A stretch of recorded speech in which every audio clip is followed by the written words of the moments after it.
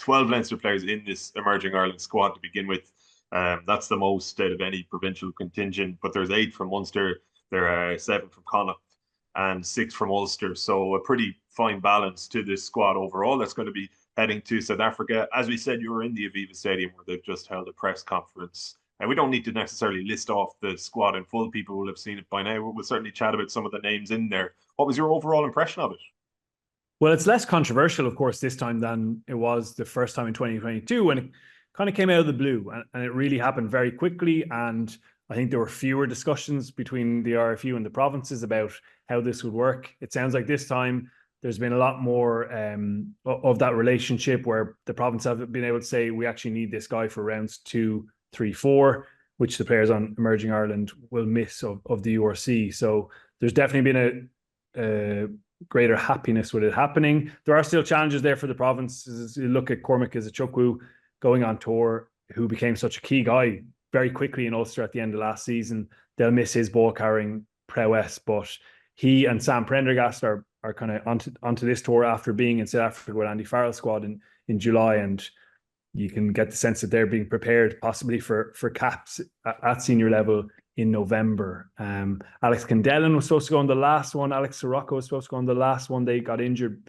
They were initially named in the squad, and James Culhan was on the last one. So there's a bit of repeat, but on the whole, a pretty fresh group and a nice blend. Like there's guys there who are in their mid-20s, have been unlucky with injuries. Look at a Tommy O'Brien, who we all know since his under-20s days that he has that top-end potential, has just been desperately unlucky.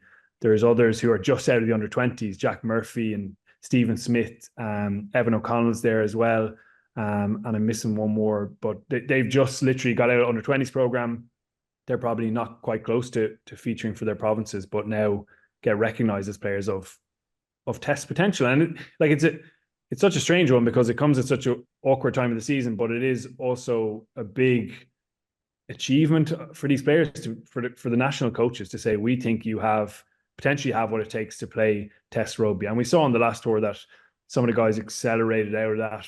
It would have happened for a few of them anyway, because they were really high talent and had already kind of made progress with the provinces. I think there were 4 full internationals on the last tour, which is not the case this time around. But yeah, it's going to be important for some guys. Even Izuchukwu, Easterby was talking about, they want to have him there as a second row, working closely with Paul O'Connell, leading lineouts, leading the team, a different challenge for him. For Prendergast, they want him to be running the weeks and, you know, being that game leader, which he didn't get a chance to do, of course, in South Africa. They didn't get to see him do that. So they feel it's really important for the long term, and maybe even some of the cases short-term benefit of the senior national team. But I think the provinces, it feels like they're going to be less dented. Of course, there's guys there who'll be in 23s, but it feels like it's going to be less disruptive, while still, of course, adding another challenge for them in their depth charts at the start of the season. We'll talk about some of the exciting inclusions in this, James, and some of the younger guys for sure, but just to touch upon the more senior players that have been included to begin with. As Mar says, there's no fully capped senior internationals in the squad this time around, whereas there was 4 in 2022. But you look at, say, Cormac Izuchukwu and Sam Prendergast as 2 guys who've already been to South Africa this year, only a couple of months ago, and are not by any means experienced players. But certainly in the case of Izuchukwu, you would have said that guy could be pretty influential for Ulster straight off the bat. I think there's maybe a little bit of a distinction between him and somebody like Alex Candellan, who is kind of a senior player and a leader now at Munster, but I just think Munster have kind of more options in the back row to be able to cover him for 2 or 3 weeks. And I think because he's going as captain, and because of the undoubted benefits that, say, a few players like Joe McCarthy, Jack Crowley got the first time around, where they were almost the senior players within that emerging Ireland squad. I think for Candellan to be a captain under the interim Ireland head coach and under the Ireland coaches, could see him return a better player. So I think that makes sense for Munster. Were you surprised by the inclusion of anybody? Is my very long-winded question. Like, I'm thinking of the likes of Izuchukwu or even Sam Prendergast, given their recent inclusions in senior squads. No, I think you hit the nail on the head. And I know, like, Leo would have been very open about the fact that even though, you know, maybe there was 12 internationals, 15 gone at any time into camp, that for the greater good of the squad, it was going to be more beneficial, and he wanted people to go on and be capped for Ireland or go on these emerging tours, because you would come back a better, more confident player. And it gives opportunity to the next star to get to come in and fill that void. It does lead to a lot of pain sometimes, and tough fixtures, but I think the net is always a gain when these sorts of things go on. And I know from emerging Ireland tour that I was involved in, it's kind of your next step when you've come through from the 20s of being in touch and distance of getting into a squad. And kind of the few that you mentioned there, Kendlin and Prendergast, what you're looking for from those guys out of the tour is, okay, can they be standout players on this tour and show that they are worthy of that next step up, and developing their leadership skills in running the week. And interesting for Izuchukwu, because I'm not sure he has the profile for an international second row. So I think he's a very talented player, and clearly he's going to benefit a lot from being on this tour. But interesting that they've put him in there when I feel the profile of players they pick at second row for the top end international wouldn't quite be him. But again, I think the 6 jersey is probably one I would have looked to stack a bit more. But anyway, we'll see how it all pans out, and maybe they're just looking at having him as a 6 second row hybrid, where he can also be a line out caller or maybe even a defensive leader. And it's worth there even if they get Izuchukwu even more ready, say by the next Six Nations, this tour, maybe not just one or two or three even, it makes it worthwhile from their point of view. Particularly because Toyota sponsored this tournament, they, as far as I understand, massively subsidize the teams coming over. So it's not as big an outlay as generally a tour like this would be.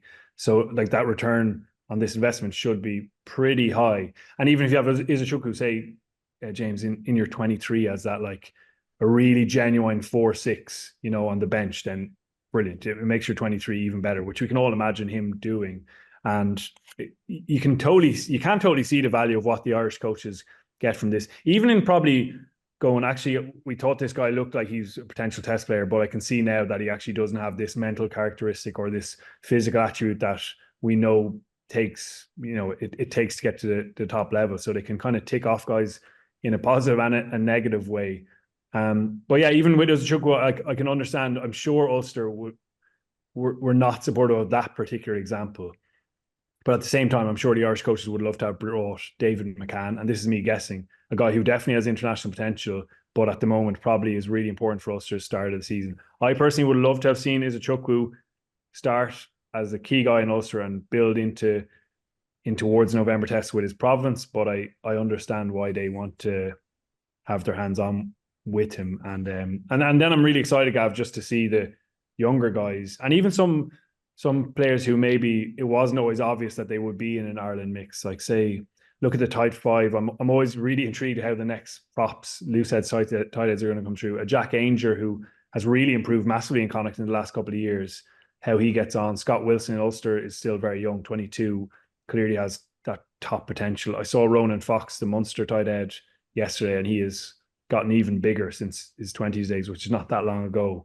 So how they go. Jack Boyle, we know, has got real explosive power. So can he kick on? And Jordan Duggan's probably in the similar bracket to Jack Ainger, where he didn't get into Leinster system all the way through and went to Connacht and has now kind of earned his way into this mix. So that'll be really interesting, because in South Africa you always get a nice test. So I remember the last emerging tour, the emerging Irish come going backwards at a rate of knots at times, but I'm sure that was valuable for those lads who had a tough day that time.